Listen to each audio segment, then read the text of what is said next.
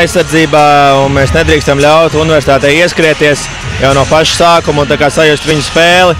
Un tāpēc jāpiebremzē viņa ātrums un jāspiež viņu spēlēt pozicionālu basketbolu. Šosezon 3-0 un pēdējā spēlē jūs beidzot iemetāt vairāk nekā 64 punktus, 82 punktu Latvijas universitāte ielaida. Varbūt atradāt atslēgu, kā piekļūt šādam rezultātam?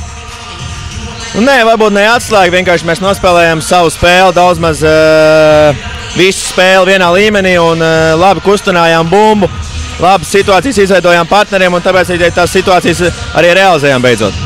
Jaunais Ukraiņu centrs pievienojies. Kā ir iejuties komandā? Pirmajā spēlē īpaši neizcēlās, bet tagad bijis laiciņš ieskrieties. Es domāju, ka joprojām viņam vajadzīgs laiks ir, lai pilnībā visi saprast. Bet es domāju, ka viņš noteikti mums palīdzēs un ar katru spēli būs arī labāks un labāks. Konkurenti turnīra tabulā palielina cerības uz izslēgšanas spēlēm. Tagad katra spēle jau ir kā izslēgšanas spēles. Es jau kopš sezonas sākuma teicu, ka mums nevajag tādu mērķi uzstādīt. Mēs ejam uz katru spēli un gatavamies spēli no spēles, jo mēs vienkārši mums patīk basketbols un mēs gribam izbaudīt katru spēli un neaizdomāties, kas mums jādara, kas mums jāvinē. Mēs vienkārši gatavojamies un cenšamies izbaudīt katru spēli.